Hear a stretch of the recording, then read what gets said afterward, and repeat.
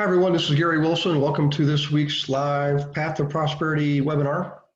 Welcome aboard to all of you in the Investor Agent Trainer Program, Flipping for Profits, turning rental problems and real estate profits, and rental profits without the pain, and of course, wholesaling, and now property management. So welcome aboard. You're noticed by default, you're in mute mode, and that's by design because we obviously can't all be live and vocal at the same time, although what we do unmute you from time to time. Last week's webinar was a great one. It was, we were role playing on some scripting, and unfortunately the recording didn't work for some reason. And I'm sure it was something I did or didn't do correctly, but because we like Zoom, as you all recall, we switched from GoToWebinar to Zoom on July 1st, I believe it was. And I really have had almost no issues with them. It's a very stable environment. Nothing against GoToWebinar. Great product, had it for years, lots of features and functions and bells and whistles and stuff. But we just, well, long story short is we're on Zoom now. So I apologize for whatever I did incorrectly last week. The week before, we were fortunate to have Louis Reset host in my absence. So thanks again, Louis, for doing that. You got a bright new career ahead of you. All right. And I'm glad to have you on board, man. We got some, Bev and I were talking, we got some pretty good ideas for Canada. So I appreciate you doing that. And it's great to have folks like you on board. And so in any case, everybody, if you could please always remember this, you're going to get an email the next day from Beverly. Just make sure you go through it, look for any updates or changes from time to time. My Investment Services does make system changes and platform changes. And there's also changes to the schedule. Okay. Of course, you get the recording of this in there also. So always look for that. And what we'll do tonight is, oh, by the way, you can definitely, and I encourage you to use your chat box to type in questions. I often get emails throughout the week, and sometimes an email will come through. It's just like ideal for what we want to talk about. So we have one tonight from Shannon Goldsmith. We had it last week. I'm glad I didn't get to it last week because we didn't have the recording. So we're going to do that tonight.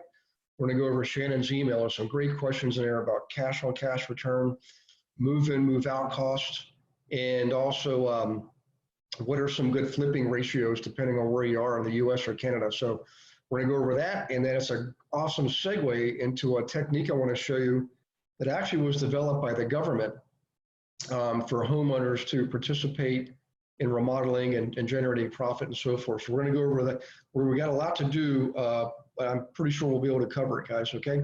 So in any case, welcome aboard, and let's go ahead and get started here. So let me switch over to Shannon's email. Hang on one second. Actually, I'm going to do a share screen. Hang on just one second, guys. Let's do share, and I think that's it right there. Okay, and you should see now an email from Shannon Goldsmith that says questions for webinar. And boy, I didn't even check the attendee list. Boy, I hope Shannon's on. Hang on just one second, guys. Let's see here. I need to go up here. Attendee participants, okay. We got a bunch on tonight, so welcome aboard, everybody. I'm not going to go through the names. Good news is, we got some brand new folks. Flo, how you doing? We got folks from Fort Worth, Texas. Actually, we should have a lot of folks from Texas. Jeff Johnston, I've been just seeing some of your posts lately, buddy. Looks like you probably got some paint under your fingernails, huh? So we got to get you out of the painting business and get you more into the investing business. How about that? And there's Shannon. Hey, Shannon. It's really good to see you. Teresa Green. Hey, Teresa, I know you and I've got a call coming up. I look forward to that. Helen, everybody, good to see you guys. Man, Cedric, good to see you too. So Cedric, this is going to be very appropriate for you tonight, buddy, because you're right down the road from Shannon. So in any case, let me reduce this and let's get to Shannon's email. If you could do me a favor, guys, let me know in the chat box. If you could do that, just let me know that you can actually see. Shannon is a rock star. Yeah, so Shannon, that's from Louis. So in any case, let's see. Everybody says you can see me. I'm here. Great. Thank you, Louis. Appreciate that. Okay, great. Everybody can see everybody's messages. That is awesome. Okay, so first things first. This is from Shannon. Thanks, Shannon. Number one, cash on cash return. What do you consider a good rate of return? Does it vary by location? And Shannon, you're spot on. It absolutely does. For me personally, my benchmark is 20% or more. Okay. So that doesn't mean I won't invest in a particular area if I can achieve a cash on cash return of 20%. What I would do is I would change my strategy. So cash on cash return implies whoever is using cash on cash return that their emphasis, their intention is to cash flow. So between, cash flow, here's the ways you make money with rental real estate. Cash flow, obviously your net operating income. Appreciation, the property goes up in value. Depreciation, which is the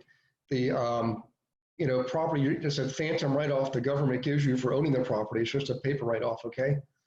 Excuse me. Equity pay down, which means even if your property stayed flat in value, over time your mortgage is being paid down, so you build equity that way, right? So really you've got appreciation and equity pay down are sort of related, but not exactly the same.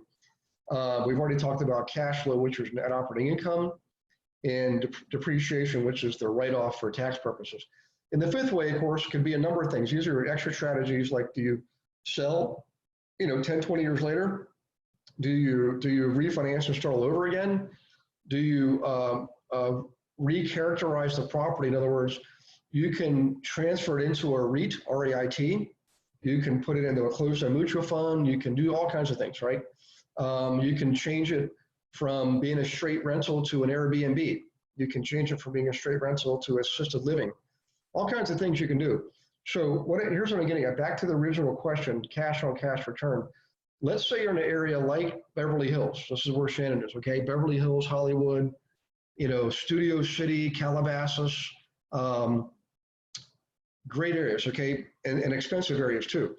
So in areas like that where the rents don't keep pace with the cost, the cost basis of a property. Not to mention, in fact, you may have rent controls, which you do a lot in LA County. In fact, Studio City is one of the areas with rent control, okay?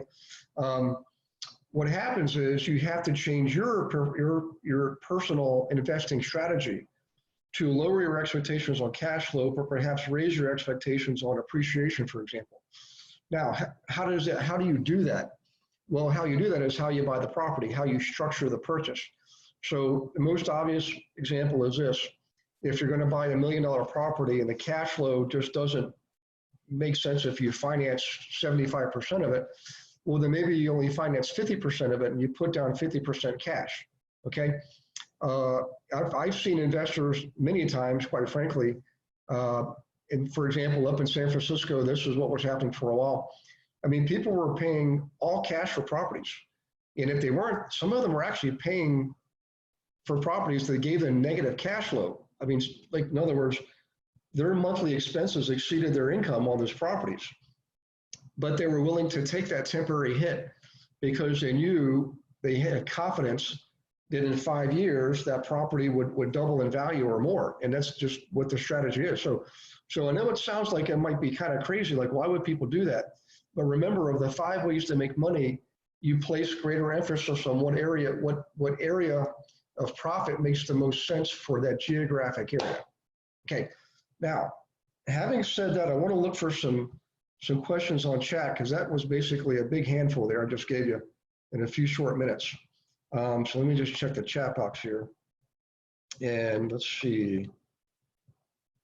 Okay, this is, let's see, Louis. Okay, this is Louis. That first question, I was just wondering as well, over the weekend, cash on cash return equals cash flow before taxes in Canada divided by mortgage. Yeah, actually, let's do this, guys. Let's go ahead and let's just go through an example of cash on cash return, because I know we've got a lot of newer folks in here on the program. So let me do this.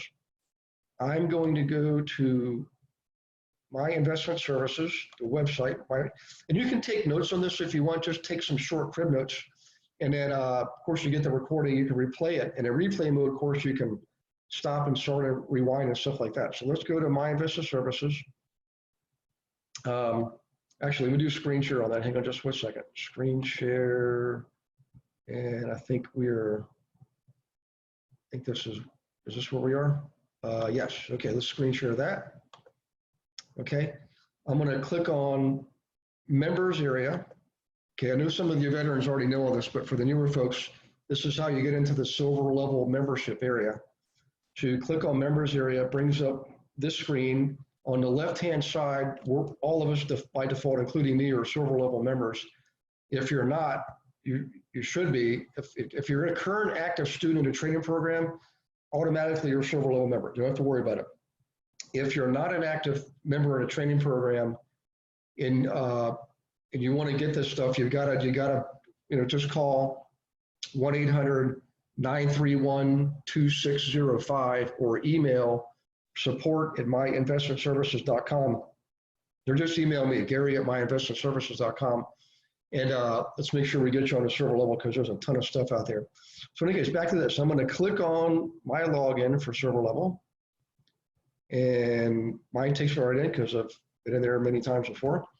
I'm going to scroll down, in this case, to marketing techniques and docs. This is on your left-hand side, that blue vertical panel. So you click on that. Okay. And then I'm going to scroll down to where it says here, investor booklet. I'm just bringing this up because I know there's a good example of there. Two examples providing cash on cash return. One is on a property when it was first purchased. The other one is when the property was sold.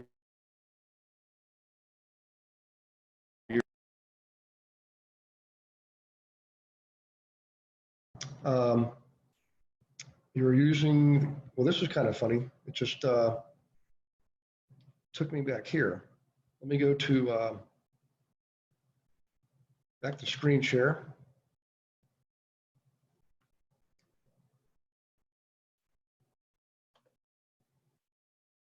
I'm not sure what's going on here. Hey, so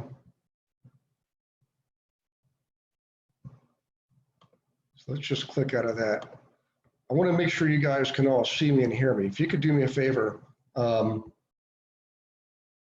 type in your chat box so you can see me here. It looks like this, I just got a reboot. I'm going to go back to try to log into My Investment Services. Louis said he wasn't able to get in, so let me start from scratch. I've got the booklet anyways. We can go ahead and look at that if we need to, but let me go back to members area. Actually, let me do screen share. You can see what I'm doing. Share that. Okay, let's log in here. All right, remember I'm going to go down to marketing docs and techniques. I'm going to click on investor booklet. It already did bring it up, so let's just go ahead and open up the investor booklet. And I might need to screen share that too. I'm afraid of doing too many sessions here because I don't want to have an internet connectivity problem. Let me just check the chat box here real quick. Some of you just typed in a message. Okay, you can see me. All right, now, can you see the booklet? I've got the booklet up on my screen now. It says where the smart money is. Okay, that's good. Looks like you're, oh, so Louis is in. Christian says he can't see it. Okay, hang on one second, guys. Let me do a screen share here. Booklet and share. Okay, now you should be able to see that. So Helen, can you see it now? Can you see the booklet now, Helen, if you don't mind? Dog, we're in good shape. Okay, sorry about the hiccup there, guys. So what I'm going to do is I'm going to scroll down to where the example is, and then we're going to walk through this step by step. Okay, all right, good old-fashioned ancient duplex from decades ago, and that's why you'll see the pricing here is like ridiculous. So what's funny is one of my students up in Santa Barbara, we were talking about a strategy I'm going to show you here at the end of this webinar, and we're able to determine who owns properties there going back. They've owned these properties for 60 years. They're in their 80s now. And they bought these properties literally for $30,000, $40,000, and now they're worth, $800,000. Crazy. So in any case, let's do the first example for cash on cash return, and this will clear up a lot for everyone here. So you always calculate your gross receipts first. Okay, so gross receipts on this property is $10,800 for the year. Then you've got to add up your expenses. You got taxes, insurance, maintenance, repairs, water, and if you add up all of your expenses, total that, and subtract it from your gross income, which is the 10,800, you'll see that you're left with $6,337 for the year. Okay, we call that your net operating income. On a monthly basis, divided by 12, of course, it ends up being $561. Okay, now, this property, I did use creative purchasing techniques to buy it. This was back in the 90s. Interest rates were hovering around 9% plus, and I'd already bought some properties and wanted to test the waters for creative financing. So what I did is I bought this directly from the owner, who happened to be an attorney, and all she wanted was $5,000 down.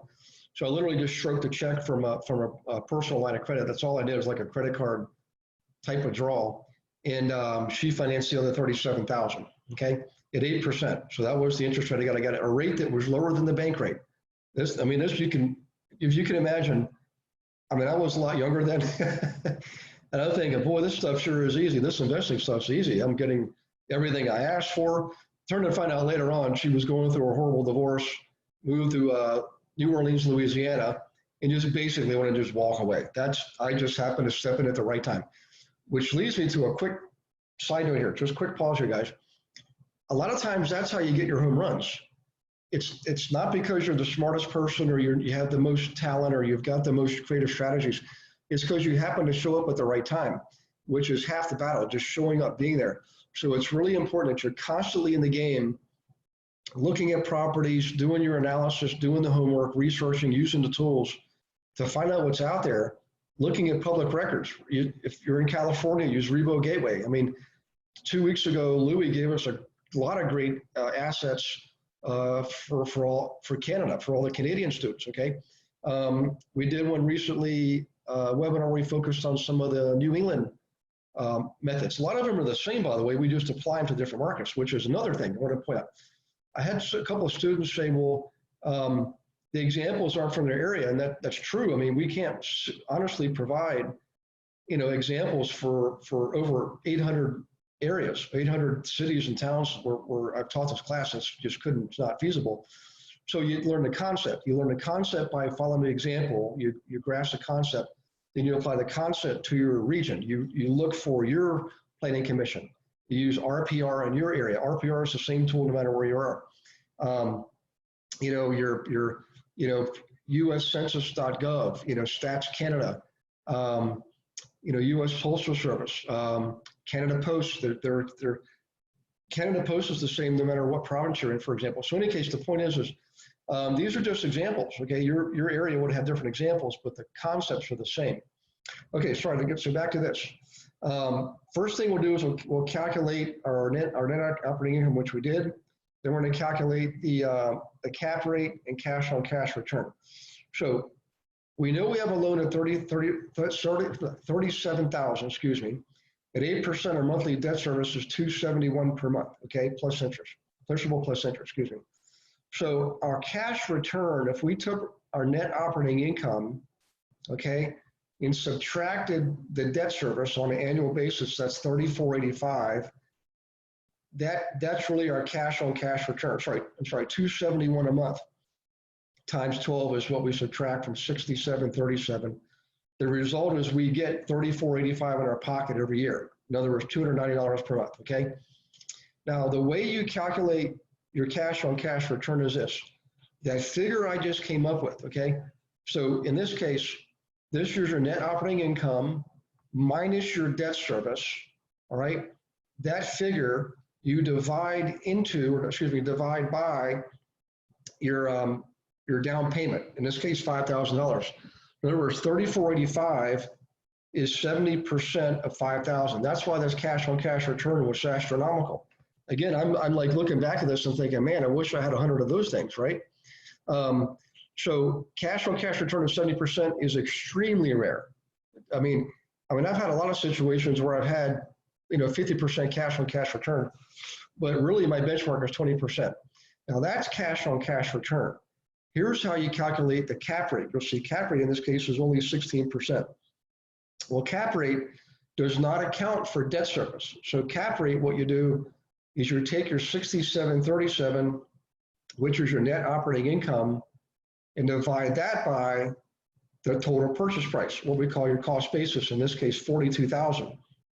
Okay, $42,000 is what you're paying for the property. By the way, if later on you make some capital improvement, you actually add that to your cost basis. Okay, but for purely explanation purposes, let's just assume we're dividing 6737 by 42,000, and that result is 16%. That's the cap rate. Okay, again, cash on cash return, you do include debt service, so your resulting actual cash in pocket pre-tax is what you divide by your down payment, what the money, so it's really money out, what you're putting, money in your pocket divided by money that came out of your pocket. In this case, 5,000 came out of my pocket. On an annual basis, I'm putting in 3045, so that's my cash on cash return.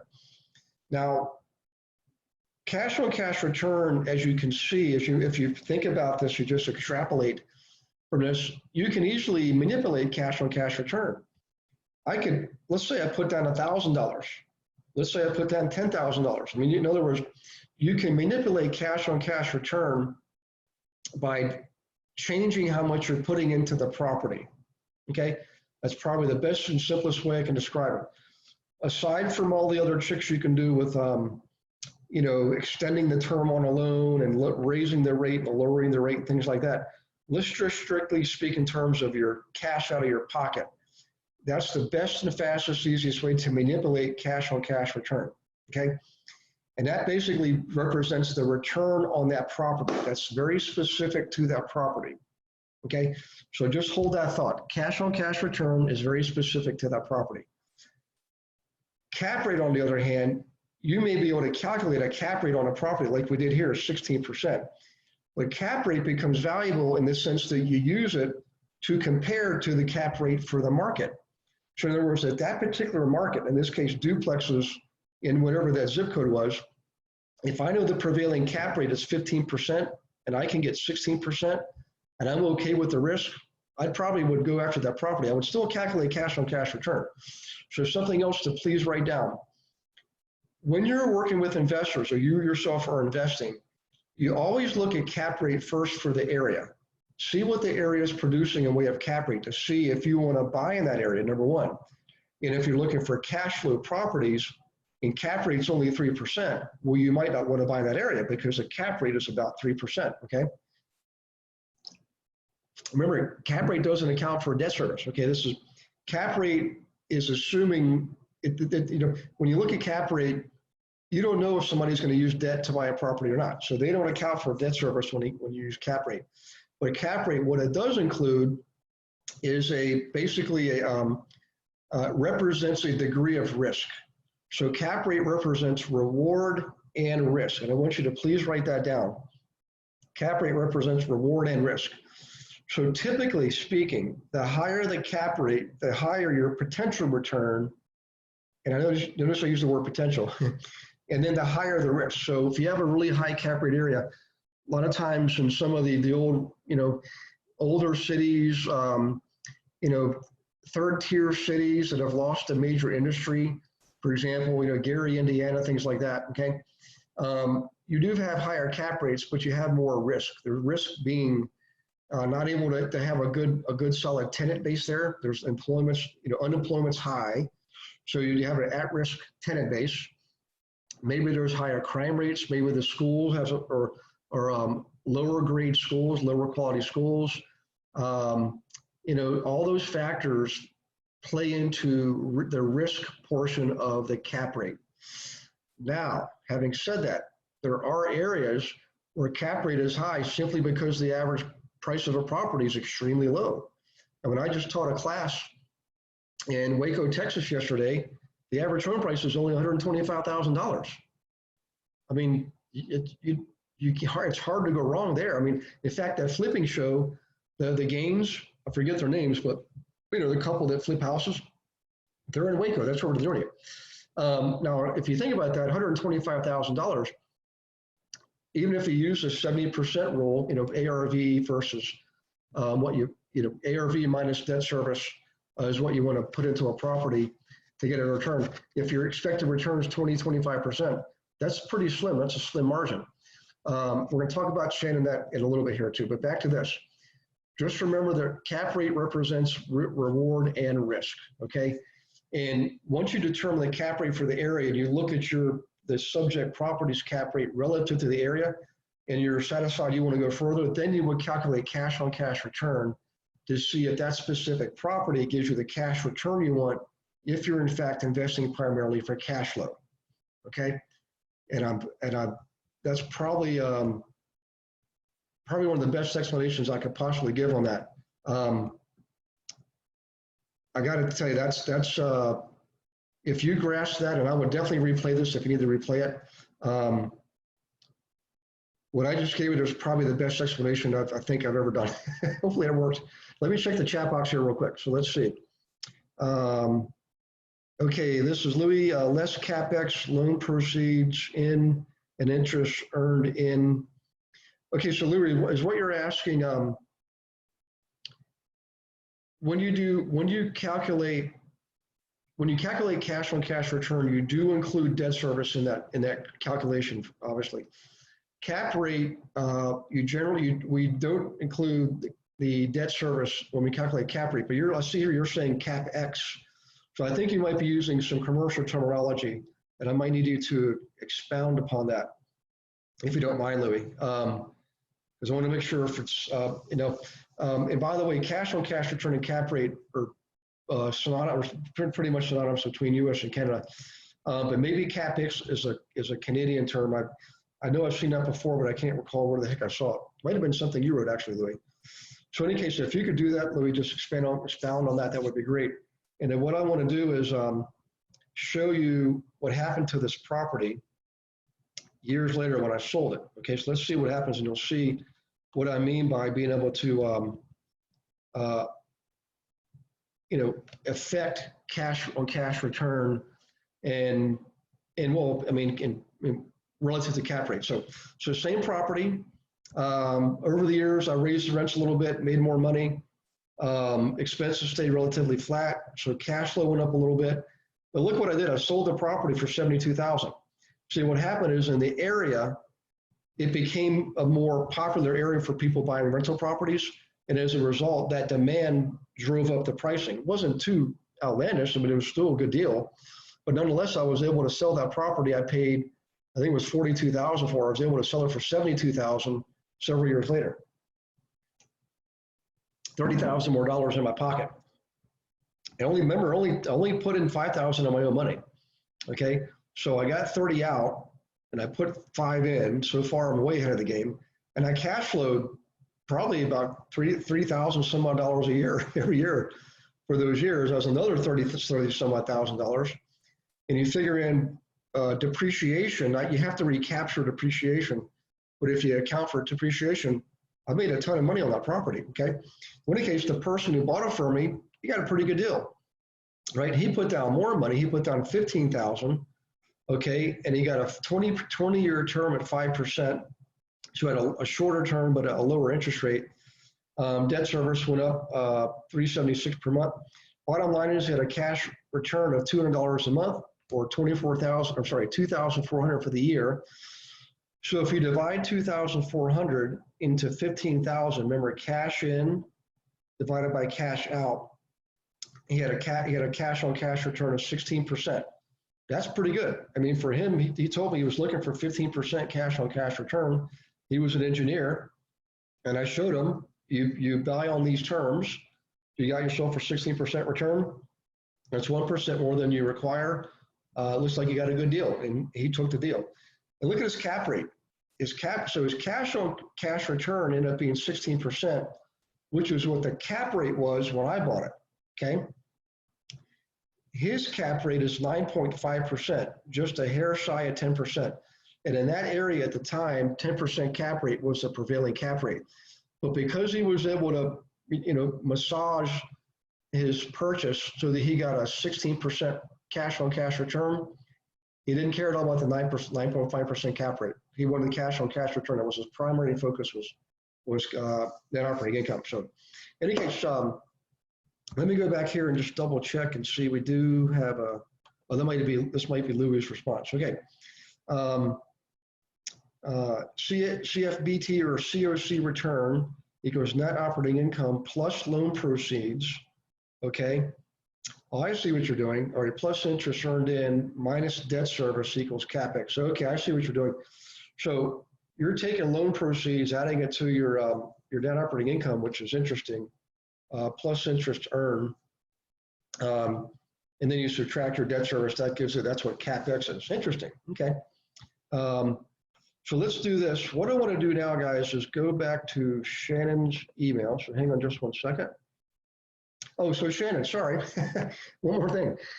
So Shannon, in your area, you know, you'd have a hard time getting any decent kind of cash on cash return in the LA area. You're definitely going to have to go outside the area. And there's those areas that are kind of Central Valley, Fresno, Bakersfield, Palmdale, up near Santa Barbara, Lompoc, right? That near the air base there. That would be a good area for greater cap rates, cash on cash returns. Those are probably the ones that come to mind, and they're a little bit of a hike for you. But for people looking for cash on cash return or their emphasis is on cap rates or basically getting a cash return, those are the areas you got to go to. Unless they want to go to areas outside your area. In other words, they want to go like to Waco, Texas, where I just was yesterday. That there's nothing wrong with people investing out of town. I mean, my gosh, there are a lot of Californians do invest in Texas because you got places like Temple, Fredericksburg, and Waco, Midland, Lubbock, Amarillo, Odessa, Abilene, even El Paso is still a pretty good area to invest in for cash flow. All over Houston, there's all kinds of areas all around Houston. Beaumont, I think it's called Baytown. Tyler, Texas is not too bad. Around Dallas, it's got a lot more expensive. Obviously, Austin's kind of going through the roof. But down around like Laredo, near Brownsville, you go in a little bit from Brownsville. I mean, there's a lot of areas. I mean, Texas is a huge state. In fact, the only state bigger, I think, is actually Alaska's bigger, and I think California's bigger. But huge state, a lot of people moving to Texas, a lot of opportunities. So back to the main question, Shannon. It is relative, cap rate is relative to the area, cash on cash return is to a degree, but cash on cash return is more relative to the property. So you can research, if you go to Marcus Millichap, Shannon, or anybody, go to marcusmillichap.com. It's a big commercial brokerage company, and they put out some pretty darn good reports. And you can see what they're providing as far as cap rates for the different areas around North America. Marcus Millichap, okay? So let me go back to Shannon's email. Hang on just one second. Cash on cash. So I think I hopefully did a good job on that one. Okay, now estimating move-in, move-out cost. What is a reasonable number? Does the amount vary by location or property type? If so, could you please explain? So Shannon, the answer is a little bit of yes to both. So relative to property type, cash on cash return, the move-in cost, move-in, move-out costs are going to be higher the larger the property. So in other words, if you've got a little one bedroom or studio apartment, move-in, move-out costs, might be $600 in an area that's like, let's say where the average rents are $800, $900. Then, a one bedroom apartment, that move-in cost may be $600, okay? But if you're in a 3-bedroom unit with a separate dining room and everything like that, it's almost going to go up. It's probably going to be more like $1,200 for move-in, move-out costs. That's probably a good ballpark for an area where maybe those rents are, say, $1,500, maybe even $1,800 a month. Okay, so that's more relative to the size and type of property. Okay, a grade A luxury property is 3 bedrooms. I mean, you could be looking at easily $2,500 for move-in, move-out costs. And by the way, move-in, move-out costs are the cost of one tenant moving out and another tenant moving in. That's literally what that means. Actually, let's go to another calculator. Let's go to one that actually has that. So I'm going to, let's go here. Let's Stop sharing that one. Let me go to another one. Stop. I'm going to kind of clear out these screens here. Actually, let me do this. I'm going to open up another session here. Let's go back to my investment services. Close out that one. Close out that one. Okay, my investment services. I'm going to go back to the members area. Back to server level. And I'm going to go down to analysis forms, calculators, and things like that. So the last section in your resource section of your server level membership area, scroll all the way to the bottom, you'll see analysis forms, calculators from training modules, etc. So we're going to use, actually, let me do screen share. Hang on one second. Make sure you guys can see this. Okay, let's share that. So now you should be able to see my screen. And I'm going to click on this as real estate investment calculator. Okay. This one, they changed the programming on this, and it's unfortunately still a good tool. I still like it, but it's kind of quirky because you look at this screen, you don't realize what it is you're getting. You actually have to scroll down. Okay. You get to where you can put in these input fields, right? So what I want to do is go into, trying to remember where move in, move out costs are. So I think it's here. Nope, it's, let's see, rental costs is probably in here then. There it is, move in, move out costs. So right here, they're doing a hard calculation. They're making a hard assumption that the average move in, move out cost for all rentals is $2,000. I personally think that's a little bit high. Okay. Now, having said that, when someone moves out, before you can release the apartment, you may have to make some upgrades and some improvements. That to me, I don't really calculate as far as being move in, move out costs. If I want to upgrade the kitchen, that's a capital improvement. I would do that regardless, right? Same thing with new furnaces, air conditioning systems, things like that. Okay, now, if all I've got to do is clean and paint and do the windows and scrub, shampoo the carpets and things like that, those are normal, reasonable move in, move out costs. And to me, I could easily do that for $1,200 on a decent 3-bedroom apartment. Okay. If it's a 1-bedroom apartment, I better be able to do that for $600. Okay. Now, again, if I'm replacing the carpet, see, that to me, that's a different calculation. That's over and above normal wear and tear. See, to me, move out costs are relative to normal wear and tear. Now, what I didn't mention already is the fact that you've got advertising costs, so you do have to include advertising costs in your move in, move out costs. Now, here's where I separate myself from others. Some people also include in move in, move out costs the lost opportunity cost. So let's say your unit is vacant for 30 days. That's an entire month's rent. Okay. Well, obviously, if it's empty, I'm not bringing in income for that month. So to me, that goes against the overall performance of the property. So at the end of the year, I brought in 11 months rent. Let's say it's $2,000 a month. Instead of making $24,000 for the year, I only made $22,000. Well, if I'm going to calculate move in, move out cost, all right, I don't want to include that $2,000 because I've already not taken I already did not receive that income. In other words, it's already having its effect on my overall return of my tax return. So that's my philosophy. However, I do know people that assume, well, no, that place sat empty. I didn't make income. That's part of the move in, move out cost. And I'm not going to argue with them. I can see the logic. I just choose not to use that myself. So I want to explain that to you. Let me check chat box here real quick and make sure you guys are okay, because this is a little bit more technical stuff tonight. Helen's asking about Willis, Texas. I tell you what, Helen, let's go look at Willis, Texas here in a second. In fact, let's go look at Willis, Texas now. So hang on, guys. I'm going to bring up another panel here. I'm going to use a tool called City Data, Willis, Texas. Okay. Let me do the screen share. Hang on one second. So screen share, Willis, Texas. Okay, now you should see that. You got to scroll past the advertisements. So Willis, Texas has a whopping 6,436 people in it. Basically 6% more females than male. Average age is only 26.5 relative to compared to 34.5 for Texas overall. Average income, this is a little bit old now, but let's say they make 40,000 a year on average versus 56,000 for Texas.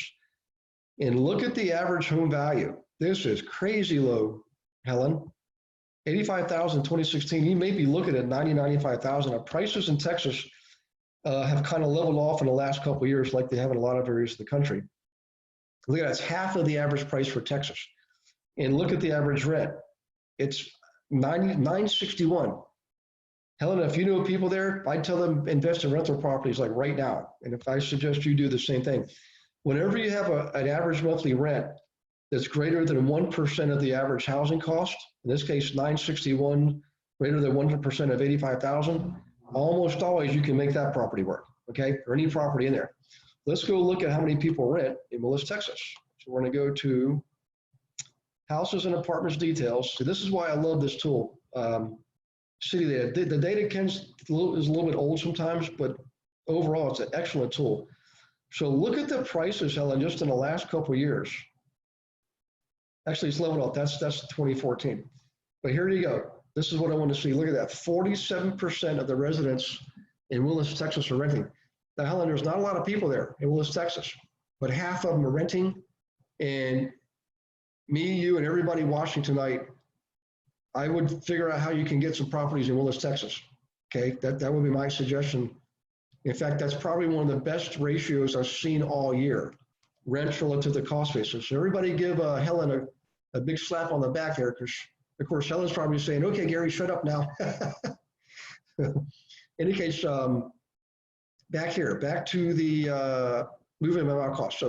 So Shannon, I hope I gave a pretty good explanation there.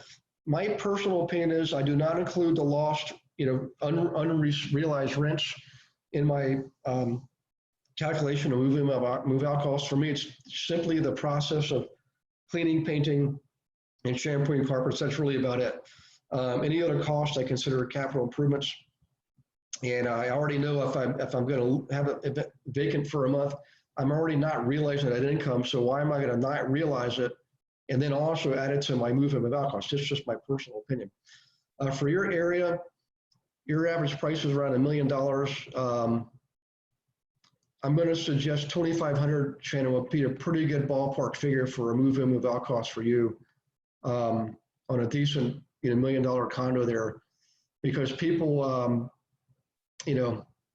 would just leave it there. It's better to overestimate and coming under than to underestimate and coming over. And you can ask some property management companies, or even if you get ever chance to meet Paul, your regional director, just tell him I said hi. And he owns a bunch of rentals, so he can probably tell you what his average move-in, move-out costs are, right? In fact, I think he might even own your market center. I know he's the regional director out there. And so David Osborne owns LA West region, so he's hard to, might not be able to get a hold of him, but Paul's, I've always found to be pretty accessible. And if I can think of anybody else that has rentals out there, in fact, Cedric may know some people. So Cedric is down in Orange County, and he might know some folks too that have rentals up there, and they can give you a ballpark figure for move in, move out costs. Okay, let's go back to Shannon's email. Move in, move out costs. Now, flip ratios. The one that I've used myself, Shannon, that I've seen most people teach all over the U.S. and Canada is really this 70% ratio. In other words, let me see if I can find, let me go back to the website. Hang on one second. Let's see, how can I do this? I gotta find somewhere in here or get my material readily available. I think I know where it is. Hang on one second, guys. I'm gonna bring it up first and I'm going to share it with you. So hang on one second. Downloads, Gary Wilson, flipping formatted. All right, so let me bring this up and then I'll share it with you. Okay, let's do editing and we're going to share. All right. Okay, so everybody should be able to see this insides of the flipping book I've got in front of me. I'm going to go down to the ARV formula. If I don't see it in here, I'll go to the workbook for this. But hopefully I've got it in here. I give a bunch of examples of flips, but I'm pretty sure ARV is in here because I wrote this thing many, many years ago. Okay, cash. That's all my logic about using cash. Target properties. Whoops. Way too fast here. Okay. I think I'm pretty close. All right, here we go. So what I recommend, Shannon, is ARV. So if your ARV is say $1 million, okay, I like to use a 70% ratio. What that means is 30% I'm going to knock off right off the bat for profit and carrying costs. 30% for profit and carrying costs, which leaves me 70%. In other words, even if the property was perfect, I can't pay more than 70% of what the ARV is on that property. ARV being after repair value, which is synonymous with appraisal value, right? So I take off my 30%, then I subtract my repairs, my cost for remodeling, and that gives me my maximum allowable offer. So let's say repairs are 100,000. That means I'm down to 700,000 right off the bat, off $1 million. Then I got to subtract another 100,000 for remodeling, which leaves me at 600,000. 600,000 is my maximum allowable offer. Now, in a downward moving market or a slow moving market, I will also subtract an additional percentage. It gives me my negotiating room and also cushion should the market continue to drop, okay? In an increasing market, you really can't do that because you won't be competitive, okay? You won't get any deals because you're going to be lower than everybody else, right? But the bottom line is this, that ARV has to be spot on accurate because if we miscalculate that, everything else is going to be wrong. If we calculate ARV to be too high, we'll pay too much for the property. If we calculate it to be too low, we won't be competitive. We won't be making competitive offers. So as you might imagine, Shannon, in your area, that's going to be pretty tough to do.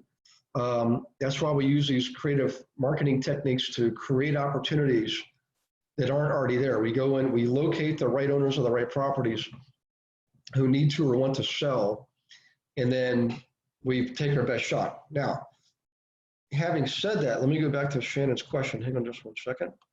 All right. Specifically, Liz, is it true? So what are some decent flip ratio for high cost competitive cities like Los Angeles?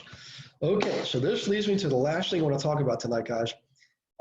Here's a great strategy for agents to use in areas where it's very competitive. In other words, the ratio of supply and demand is there's more demand and supply, it's driving prices up, we're holding inventory in check.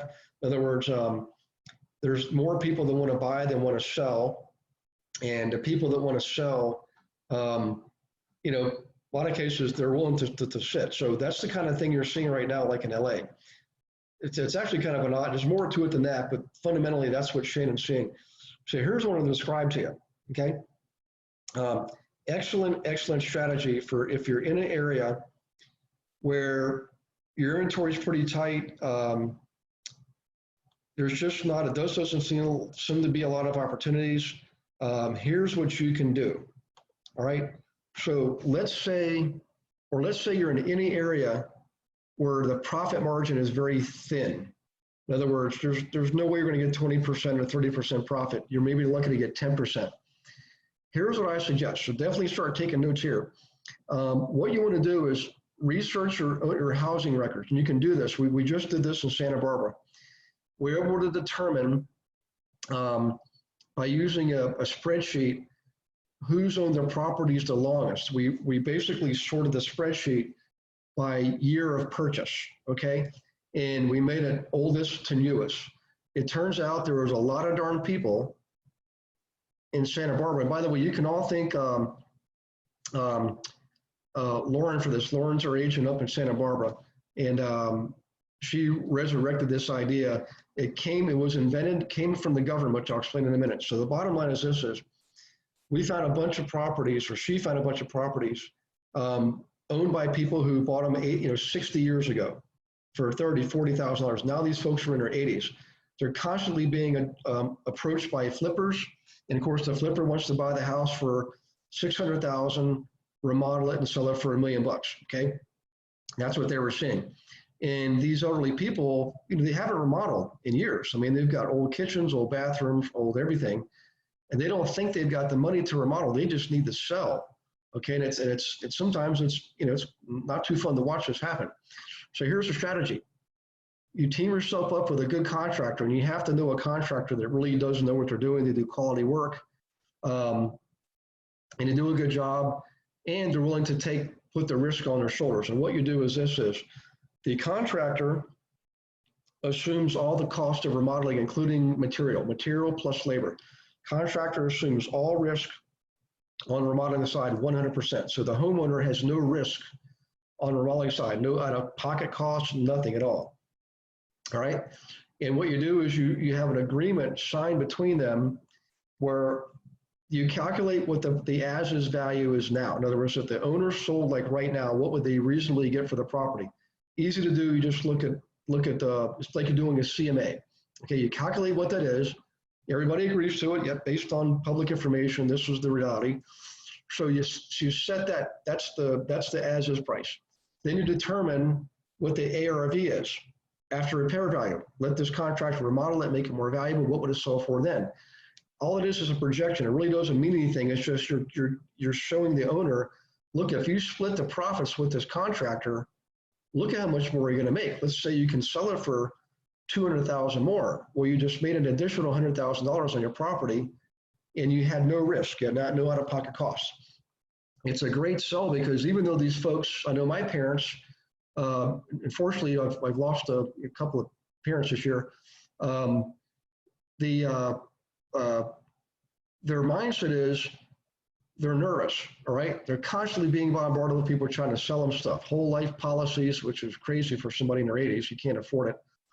And all these other investment things, buy silver, buy gold, whatever.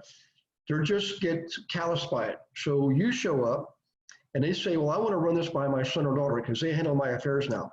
Great, bring them in. Let's show them exactly how this works. Show them the data. Let the data do the talking.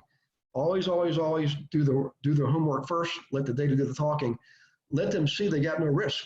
The contractor's taking the risk, okay? Even if they did all the remodeling, they didn't sell for a penny more than what they could have sold for. They're no further behind her. Just they got exactly what they wanted to get originally. But in this case, generally they're going to get a lot more money because inventory is tight. That's the other reason why this works.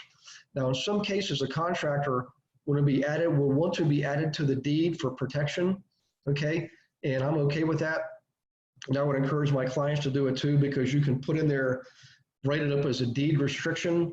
In other words, the rights of this contractor are limited and restricted on a prorated basis. So when the house gets sold, it's in there contractually, they're not going to get more than 50% of the cost or the price over and above this cost that you document. So in any case, everything signed, sealed, delivered, documented, every I crossed, every I dotted, every T crossed, okay?